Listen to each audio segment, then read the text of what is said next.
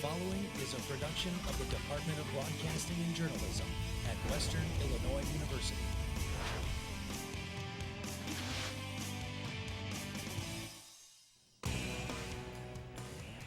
Coming up on News 3, it's Fire Prevention Week and local firefighters are passing along some helpful tips to keep your family safe in a fire.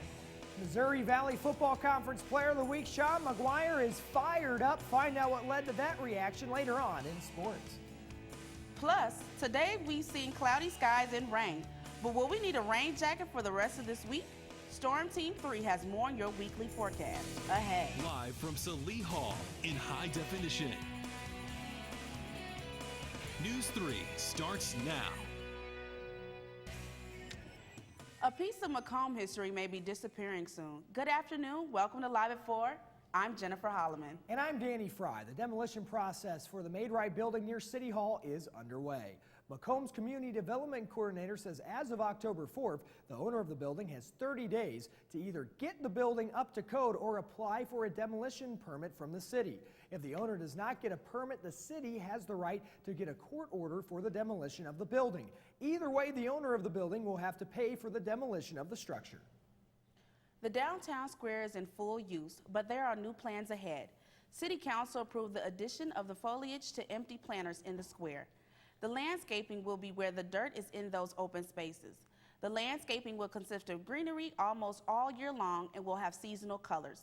Plants should to grow about 3 feet so they don't create a blind spot while driving. City officials think this will add to the square's charm. It's National Fire Prevention Week, and first responders want families to have an escape plan in case of a fire. News 3's Devin Brooks shows us how local firefighters are educating the community.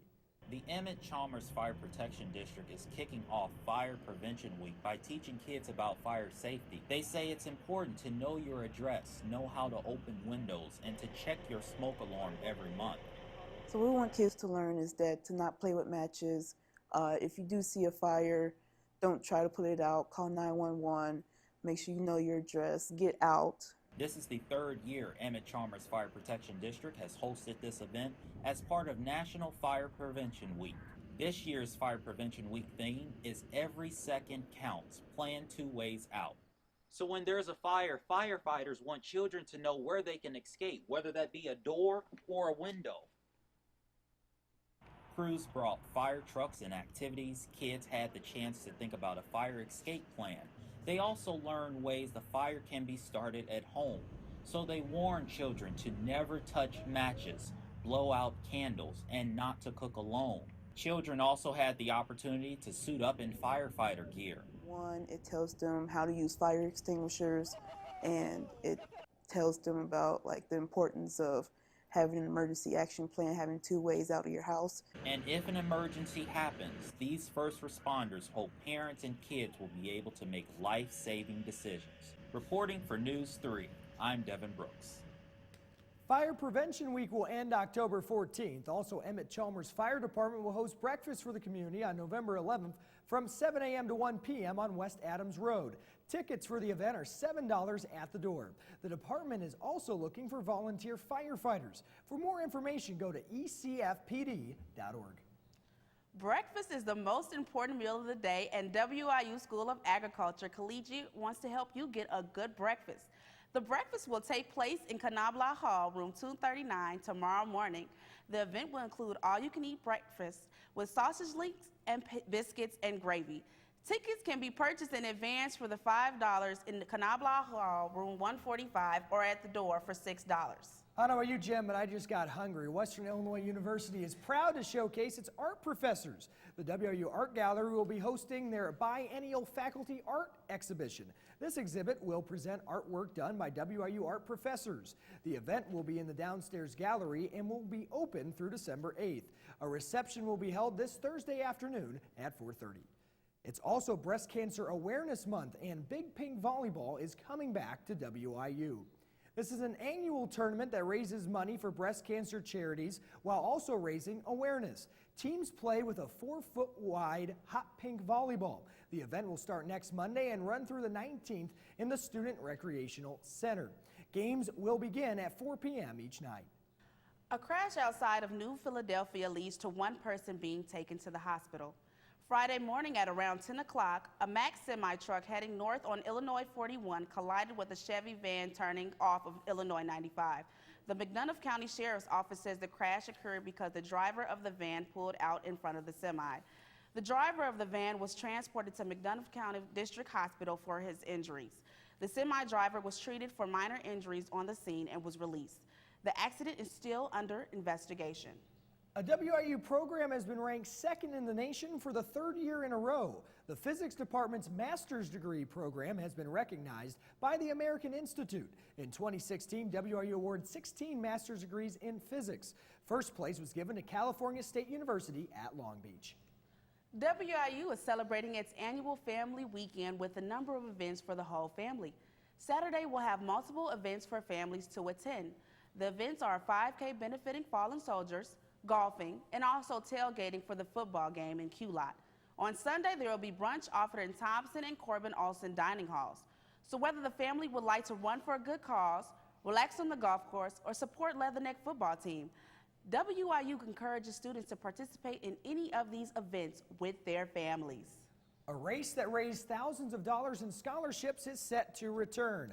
The Fallen Soldiers 5K takes place this Saturday. Runners will race in honor of 2 WIU alumni who were killed in the line of duty. The 5K race starts at 8:30 in the morning at the Spencer Recreation Center. Race registration is $35 and $25 for students. Money raised from the race will be used as a donation for the WIU Fallen Soldiers Scholarship Fund. While the scholarship program continues to honor the men who lost their lives in the line of duty, each year the event will recognize those who are awarded the scholarship. If you've been waiting to check out Macomb's local farmers market, don't wait too much longer. The season is ending soon. You have less than a week left if you want to shop the local produce and crafts sold on the downtown square. The season ends on Saturday, and to celebrate the harvest season, there will be a popular event for kids on the final day of the market called Moon Over Macomb. The event begins at 7 a.m. with the farmers market, and at 10 o'clock, the kids' activities begin with pumpkin decorating, a costume parade, haunted museum tour, a petting zoo, and more. Prizes will be given out for the best costume that morning. You can check out more on the event on Facebook. Search Moon Over Macomb. We're about 3 weeks away from Halloween already, meaning haunted houses and other spooky events are starting to pop up in the area. One of those haunted houses is actually a garage in Good Hope.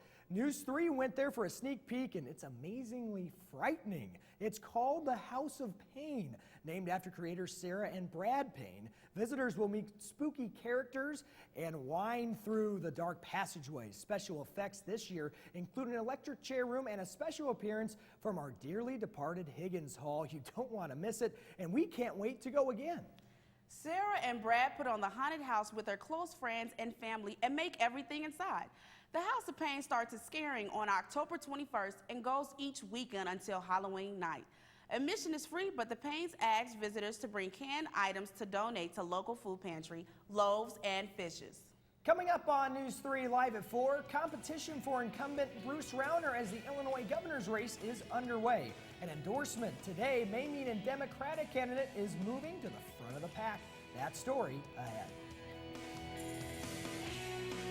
I think just working with everybody in the newsroom, everybody has such a great camaraderie. All the opportunities that I've been given here have just been amazing to expand on that resume. I try not to beat myself up on the mistakes I make because there's so many opportunities. Just giving that experience, and this is how I got to do things in the real world, is really what the broadcasting and journalism department has done for me. When you have a really good show and that everybody nailed it, I mean, that's one of the best feelings in the world.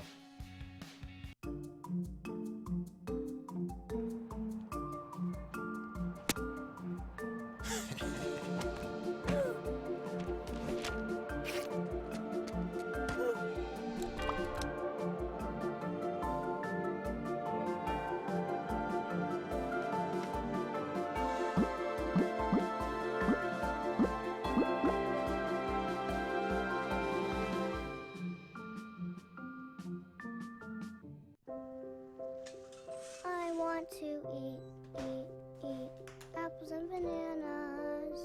I need to eat apples and bananas. Why can't I eat? 1 in 5 5 children's struggles with hunger in America, support the Feeding America nationwide network of food banks to help provide meals to those in need. Join us at feedingamerica.org. Garrett Covington chose Western Illinois University because of the law enforcement program and the chance to be a Leatherneck. Western has one of the best law enforcement programs in the nation, and I get to play the game I love. Whether I go pro or I go to law school, because of Western, I would take my success to another level. I am a success story. I am a Leatherneck. Think purple, think success. Think Western Illinois University. Live from Salee Hall in high definition. Live at 4 continues. Thurgood Marshall was the first African American to be appointed as Supreme Court Justice. Tomorrow is the 50th anniversary of his appointment. To celebrate, WIU was holding its annual Thurgood Marshall Lecture. WIU alumnus Dr. Robert E. Weems Jr. will deliver the speech this year. Dr. Weems is a professor of business history at Wichita State University. The lecture begins at 7 p.m. Admission is free to the event. The inaugural Brown Bag Lunch Conversations are taking place on Thursday, October 19th. WIU President Jack Thomas will hold a series of lunch conversations in the Braden Lounge in the Union. This event is being held to offer opportunities to any WIU students who would like to speak with President Thomas and ask him any questions they may have. President Thomas says this provides us with an informal opportunity to communicate with students. The event is from noon to 1. Congresswoman Cherry Bustos from the 17th Congressional District has endorsed one of the 7 Democratic candidates running for the governor's seat. Bustos announced she's supporting Democrat J.B. Pritzker at Peoria's Labor Temple earlier today. Bustos' district spans the area from as far as the north as Quad Cities to Astoria in the south. Pritzker has been making appearances all over the state, including Macomb 2 weeks ago. Pritzker is running against 6 other Democratic candidates so far, including current State Senator Dan Biss and Chicago Alderman Amaya Pawar. On the Republican side, incumbent Governor Bruce Rauner is pitted against one candidate, William Kelly. Kelly ran for controller back in Illinois in 2010. He was defeated by incumbent Judy Bar-Topinka in the Republican primary. Today, we're experiencing a break from the recent dry weather. Up next, News 3's Molly Nason will tell us how long this rain will last.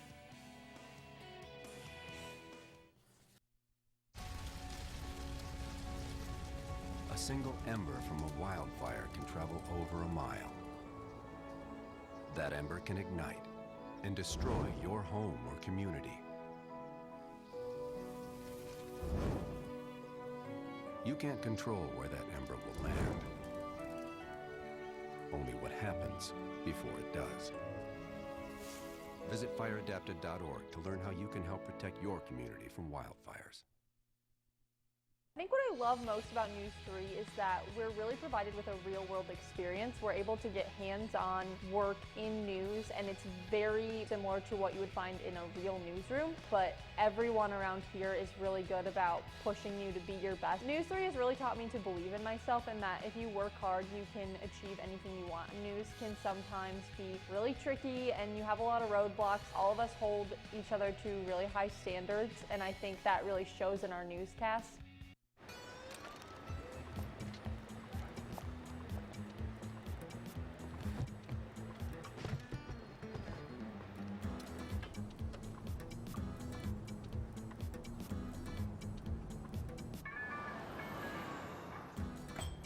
It's a short ride from your neighborhood to your naturehood.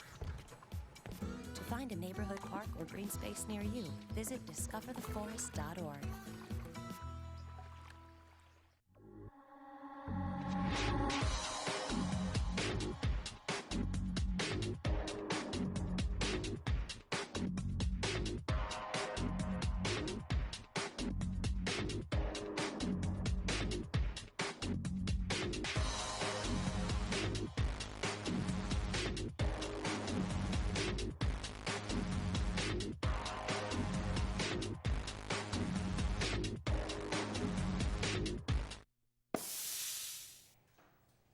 Good afternoon and welcome back, Macomb. We are seeing some very rainy skies out there today with a current temperature of 64 degrees. That humidity is also very high today at 95% with a dew point at 63 degrees and winds out of the east-northeast at 11 miles per hour. So be careful and make sure those umbrellas don't invert while you're walking between classes. Looking at our almanac for today, our high today was going to be about 65 degrees and a low of 52. This is right around our average or normal temperatures that we have. However, the low is usually a bit lower than this. Back in 1930, we saw a high temperature of 88 degrees, and back in 1925, we hit below freezing again at 25 degrees. Taking a look now at our Midwest weather tracker, we have, as you can see, there's plenty of clouds over our Macomb area, making for some really cloudy skies out there. Taking a look at our radar, as you can see, that rain is slowly moving its way out of our area, but it dumped a lot of water today, giving us a break from those drier temperatures and drier air. Looking now at our current temperatures, we have 64 degrees here in Macomb, 56 over in Keokuk, pretty chilly over there, and 60 down in Quincy. Looking at tonight, we have temperatures going down to 51 degrees here in Macomb, 51 over in Keokuk, and 52 in Burlington. Then looking at tomorrow, we're going to get up into the lower 60s with 62 here in Macomb, 63 in Beardstown, and 63 over in Quincy as well. Tomorrow night, it's going to be a chilly one with temperatures only hitting into the mid to upper 50s with 53 here in Macomb, 55 down in Beardstown, and 56 over in Keokuk. Now, looking at our temperatures for tonight, we're going to have some early thunderstorms with a low of about 52 degrees with winds out of the north-northwest at 11 miles per hour. Looking at tomorrow, it's going to be a pretty cloudy skies out there with a high of 62 degrees. So that's not too bad with winds out of the north-northwest at 9 miles per hour, so not as windy tomorrow. And then looking at your 5-day forecast, we're going to have some pretty cloudy skies for the rest of the week. With a break from those clouds on Friday, we're only going to be hitting the lower to mid-60s for Wednesday and Thursday, and then Friday we're going to see those temperatures get back up close to the 80s with 79 degrees and lots of sunshine. Then on Saturday, we're bringing those rain clouds back in with some showers on Saturday and a high of only 76 degrees, but not quite as cold, only getting down to 61 in the evening. Then on Sunday, we're going to see some more showers in the morning, and then those showers will be breaking up into the afternoon with a high of 67 and getting down into the lower 40s with a low of 42 degrees. So not too bad of a week to come up, not horrible. Well, it's been so dry that helps to have some of that rain come Definitely, yes. The rain is going to help those drought conditions. You know, I just don't like the rain. You know, it's very depressing and very sad for me. So I'm not very much of a rain person. How about you guys? Well, you know, it helps the farmers out there, I'd say that, and it was a successful weekend for WIU athletics, and it all started Friday night as the Leatherneck volleyball team aimed to snap a 7-game losing streak. And plus, WIU women's soccer locked into a Summit League battle on Sunday. Highlights and more coming your way next on Live at 4.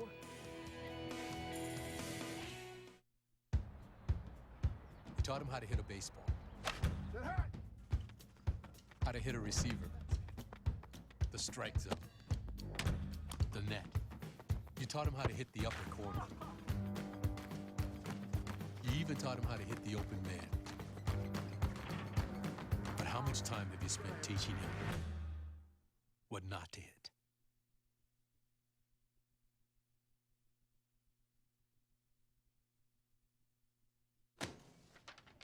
Hey, Hard, what's this? That's my resignation letter. You're resigning? Why? Because you're constantly ignoring me. You're half as active as you used to be, and you get stuff like this. You've been putting me under a lot of pressure lately. That's why I'm ready to quit. I forgot. I'll do better. Please, don't quit on me. Okay, but remember, it's not what you say.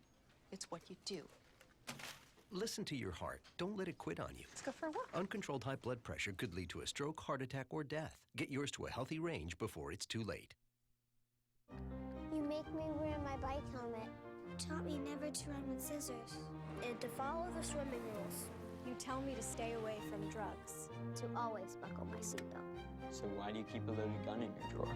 How safe is that? You asked them to follow some safety rules. Now they're asking you. In fact, they're counting on you. Never let your gun get into the wrong hands. Remember, always lock it up. visit ncpc.org. My favorite thing about News 3 is you're constantly working with someone. If you're not going to work with someone, then your show's not going to go right. News 3 has really got me ready and prepared for the outside world. Traveling to do a tornado story, or if that even means traveling to Iowa to cover third graders, I get to work with some fantastic people. It wouldn't be the show that it was today without the production crew, without our anchors, without our talent. It's really a team effort, and I'm beyond blessed to be able to be here.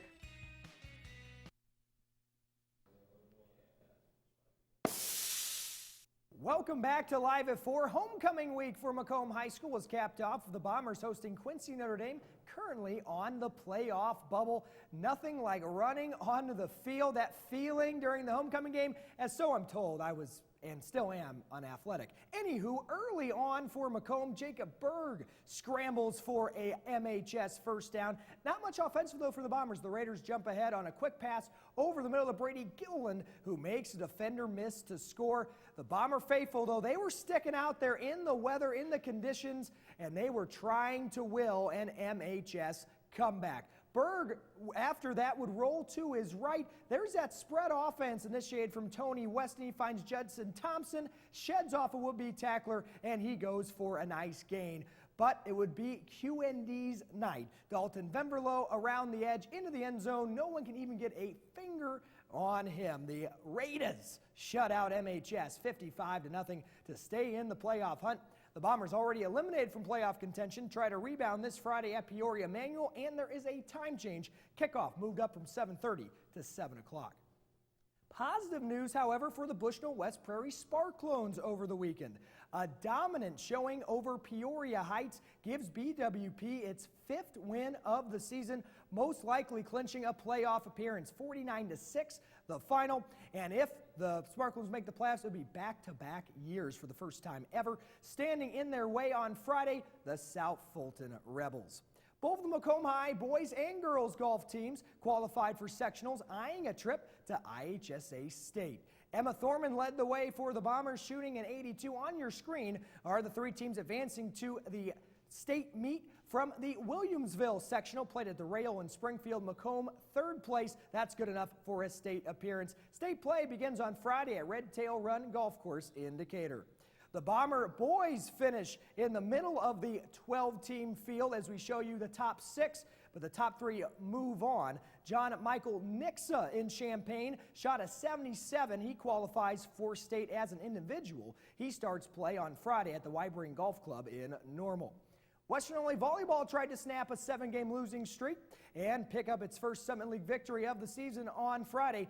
Footage courtesy of our friends at WIU Athletics. South Dakota State took the first set 25-15. Machia Sanders taps it over for the Western point.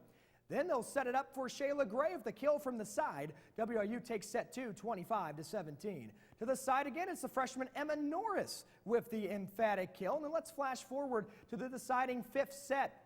Sanders slaps over, but the Jackrabbits keep it alive, all for Riley Schumacher to send it back for a crucial Leatherneck point. Match point, Norris serves, and the SDS return would be too long. Set 5, 17-15 to the purple and gold. The Leathernecks outlast the Jacks to kick off Pinktober in the wing column.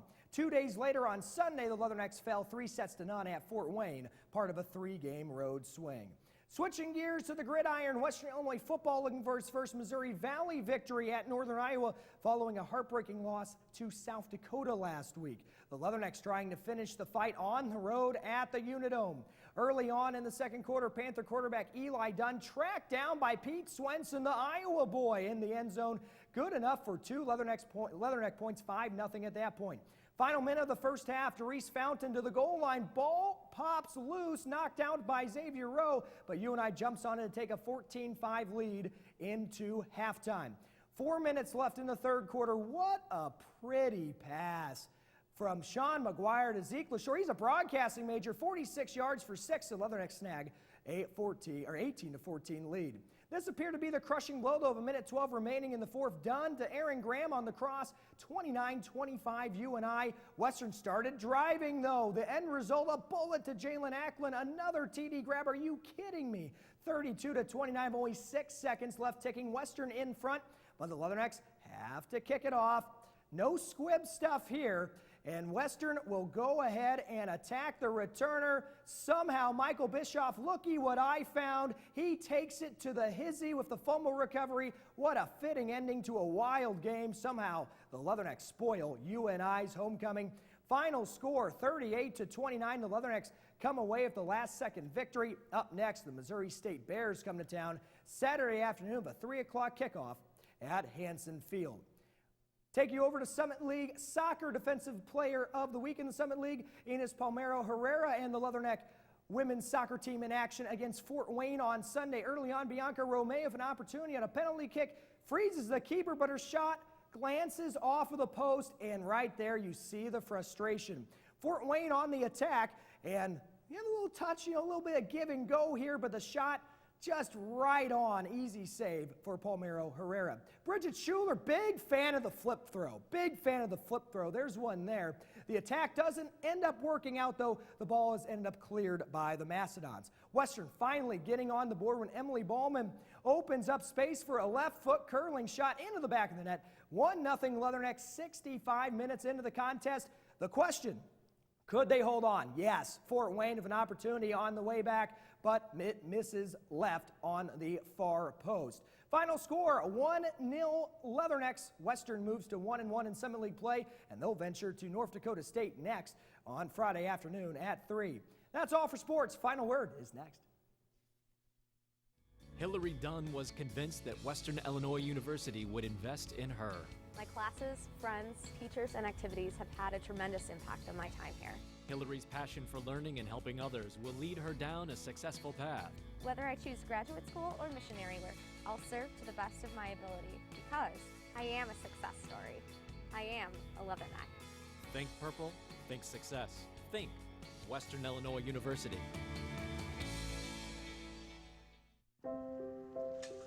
I want to eat apples and bananas.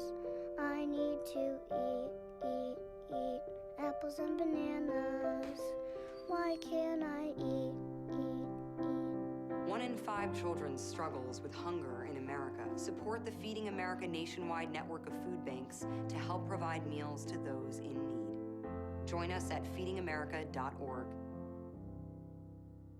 I'd have to say it's just the fact that you can get involved right away. You walk in the door and you can learn all the equipment. And I've been able to anchor, I've been able to be a DJ on our student-run radio station here. I've been able to work any of the camera equipment and the audio equipment. The fact that you can get involved right away. Everybody's really friendly. They welcome you right when you walk in the door. And you report the news, but you can also have fun stories and hard news stories and conflicting stories. But yet you just get such a real-life experience here at News 3.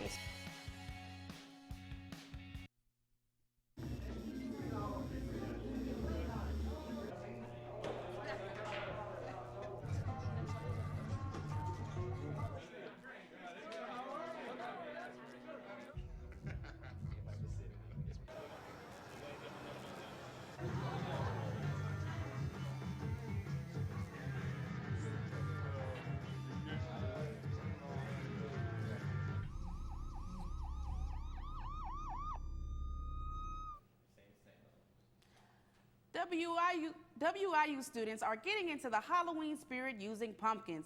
Thursday night, the University Union Board hosted a pumpkin painting contest. Students had 2 hours to design their pumpkins. The paintings varied from cartoon characters, scary faces, and personalized designs. The student pumpkins are on the University Union Board's Facebook page. Oh my, there are so many things that you can do with pumpkins. Not just painting them, right? Yeah, not just painting them. You can make these. You can make pumpkin pie, pumpkin spice lattes, and pumpkin donuts. Haven't got that yet. That's going to be something we got to do, but what's the weather looking like, Molly?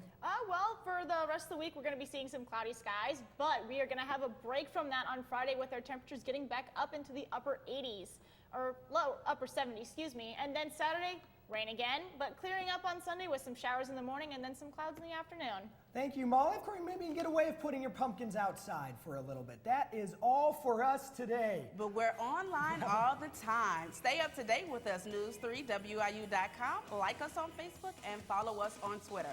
Just search our handle, News3WIU. You can also search for us on YouTube and subscribe. Thank you for joining us this evening. From all of us at News 3, have a good night, Macomb.